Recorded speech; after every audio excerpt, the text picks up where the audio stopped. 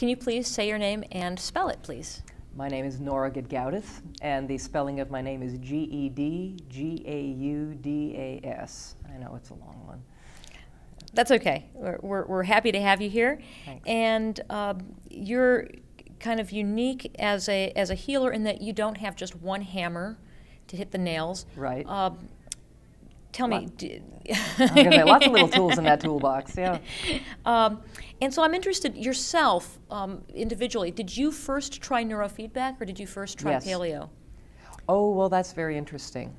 You know, neurofeedback,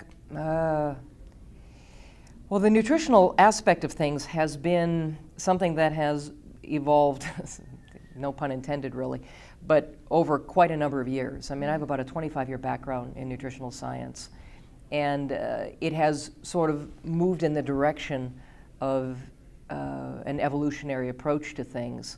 And it is really interesting that it was a kind of a similar time frame in which just, you know, probably just a little bit before neurofeedback, I came across some of the work of Weston Price and that sort of a thing, and it got me, you know, I had murmurings of this years prior. One of my other lifetimes was actually spent doing wildlife research. I spent a whole summer of my life living less than 500 miles from the North Pole with a family of wild wolves. And could you see Russia from there? Yeah, I could see Russia from my house. No, but, you know, what I could see was, you know, just endless expanses of tundra that were probably not at all unlike the environment that humans lived in during good portions of the last ice age in the northern hemisphere.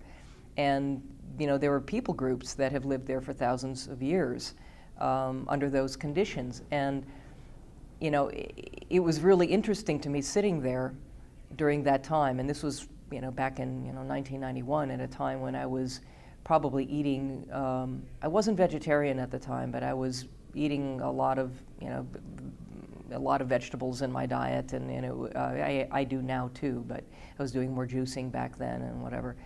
And the entire time, and I was trying to probably eat fairly low fat at that time, and during the time I was sitting there, I found myself obsessing about things like butter.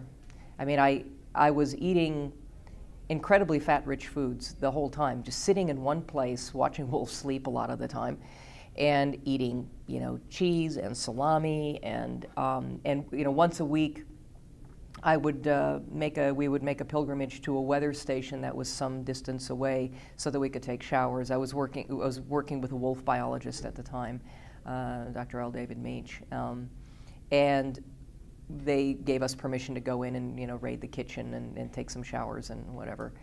And when I went into that kitchen, all I could think about was butter, just slathering just butter. And I just couldn't get enough of that stuff. And I probably lost 25, 30 pounds that summer, just sitting on my rear end, eating nothing but fat, and, you know, in fairly cool temperatures.